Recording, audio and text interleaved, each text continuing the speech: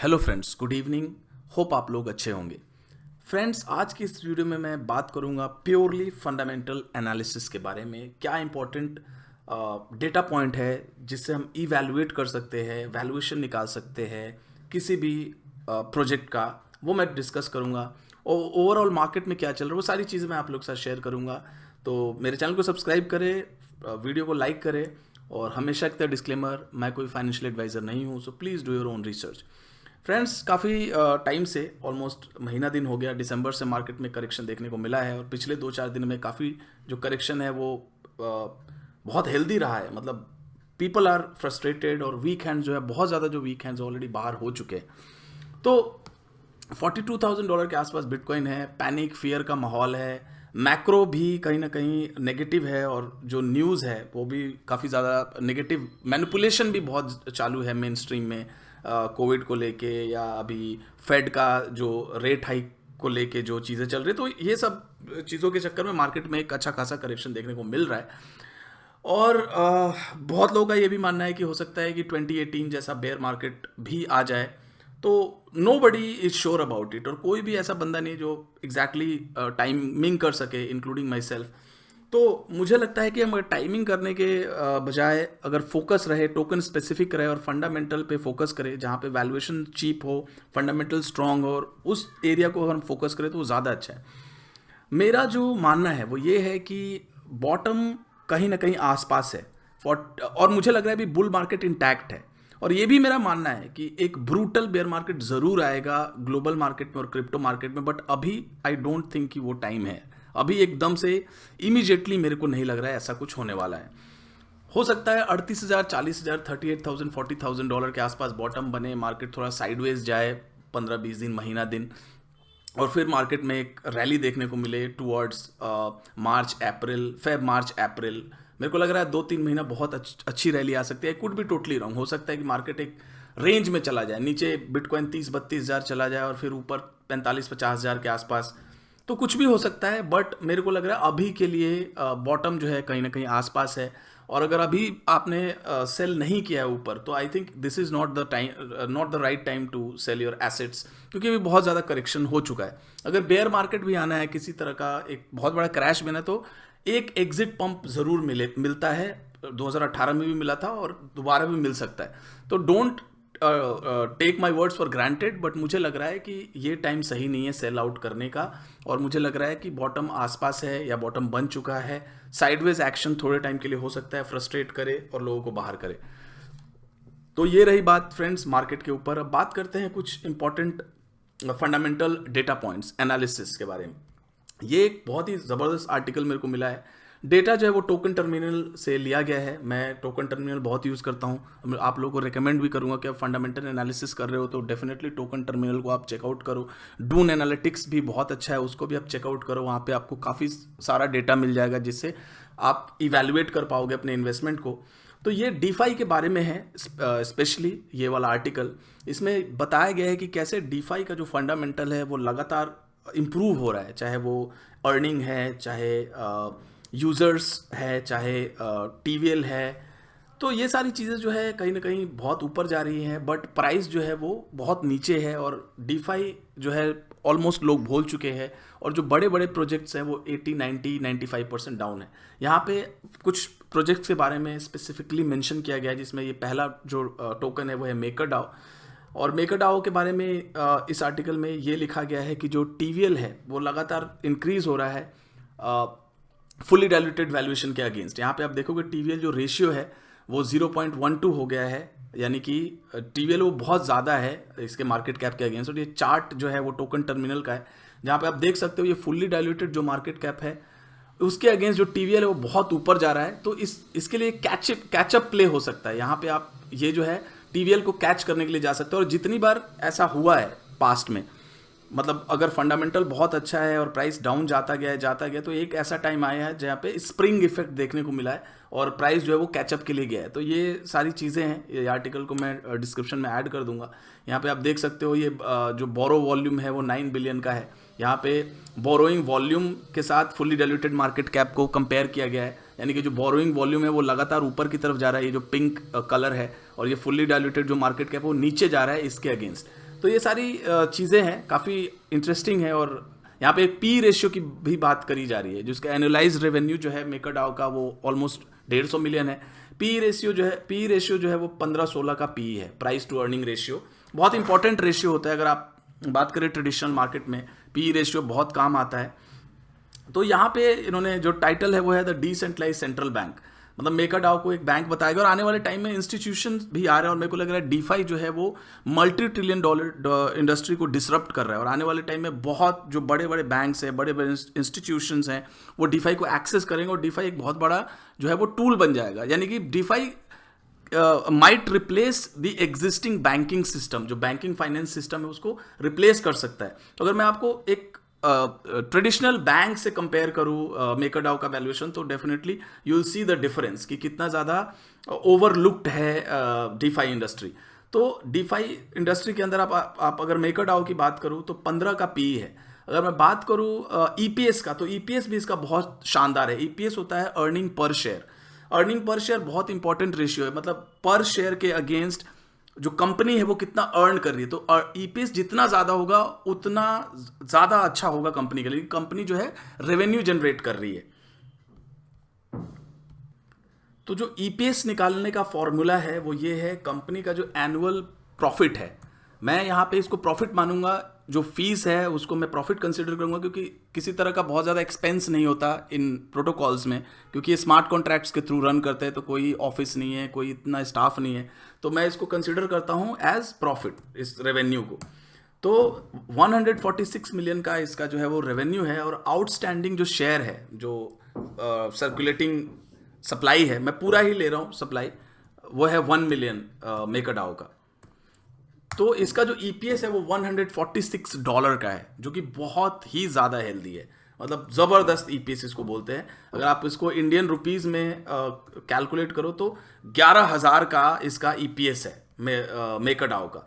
अगर मैं कोटक महिंद्रा बैंक के साथ इसको कंपेयर करूं तो इसका ईपीएस जो है वो 50 रुपये का है कोटक महिंद्रा बैंक का, और जो पी है वो 38 का है। और यहाँ पे अगर आप मेकरडाओ का पी रेशियो देखो तो पी रेशियो 15 के आसपास है, और जो मार्केट कैप है वो भी काफ़ी कम है। और ईपीएस जो है मैंने अभी कैलकुलेट किया वो 11,000 रुपये का है, और कोटक महिंद्रा बैंक का जो ईपीएस है वो 50 रुपये का है। तो ईपीएस बहुत ज़्यादा है, और उसके अगेंस्ट जो पी है वो इससे आधा से भी कम है। यानी कि आप देख सकते हो यहाँ पे, मतलब मेरा जो होल पॉइंट है वो ये है टू मेक यू अंडरस्टैंड कि कैसे इवैल्यूएट करो आप किसी भी प्रोजेक्ट को। तो यहाँ पे आप अंडर वैल्यूएशन देख सकते हो। अगर मार्केट कैप की बात करें तो कोटक महिंद्रा बैंक का मार्केट कैप 50 बिलियन का है, और आप अगर मेकरडाओ की बात करो तो मेकरडाओ अभी 1.25 बिलियन आई गेस है। I will quickly check for you. तो यहाँ पे आप देख सकते हो जो मार्केट कैप है वो है 2 बिलियन का। तो आप देख सकते हो गैप कितना ज़्यादा है ट्रेडिशनल बैंकिंग फाइनेंस में और डिसेंट्रलाइज फाइनेंस में, और धीरे धीरे ये जो गैप है वो नैरो हो रहा है, ये गैप कम होता जाएगा धीरे धीरे धीरे धीरे। जो ब्रॉडर गैप है आने वाले 5-10 सालों में, मैं ये नहीं कह रहा हूँ, मतलब मेरा ये नहीं कहना कि आप जाओ और मेकर बाई कर लो, मतलब मैं आप लोगों को ये समझाना चाहता हूँ कि ये सारे टूल्स हैं, आप इन टूल्स की मदद के साथ आप कंपेयर कर सकते हो। ये जो रेशियोज हैं, पी रेशियो है, चाहे पीएस रेशियो है, चाहे टीवीएल है, ये ज़्यादातर एप्लीकेबल है डीफाई पे। मैं अभी भी ये नहीं बोलूँगा कि ये पूरा रेशियो पूरे आप क्रिप्टो पे अप्लाई कर सकते हो, बट हाँ डीफाई पे कर सकते हो। डीफाई रियल है आज के डेट में। अगर हम बात करें अलग अलग यूज केसेस की, तो डीफाई का है वो डोमिनेंट बहुत ज़्यादा है, डोमिनेंस डीफाई का। 90% जो प्रोटोकॉल्स हैं क्रिप्टो स्पेस के अंदर जो एक्चुअल रेवेन्यू जनरेट करे वो डीफाई से ही है। तो डीफाई पे ये आप अप्लाई कर सकते हो और आप एक वैल्यूएशन जो है वो निकाल सकते हो। तो ये वो वेबसाइट है, यहाँ पे देख सकते हो जो भी प्रोटोकॉल रेवेन्यू जनरेट कर रहे हैं उनमें सबसे ज़्यादा डीफाई वाले प्रोजेक्ट आपको देखने को मिलेंगे। ओपनसी भी है, एनएफटी का एक प्ले है, बाकी ज़्यादातर आप देख सकते हो Uniswap, pancake, DYDX, sushi, trader जो, आवे, लाइडो, कंपाउंड, यर्न, तो मोस्टली जो है वो डीफाई से है। यहाँ पे आप पीएस भी देख सकते हो, पी रेशियो जो भी 10-15 का पी है वो कहीं ना कहीं अंडर वैल्यूड है। आप सिंगल एक रेशियो पे इन्वेस्टमेंट नहीं कर सकते, बहुत सारी चीज़ों को देखना है आपको।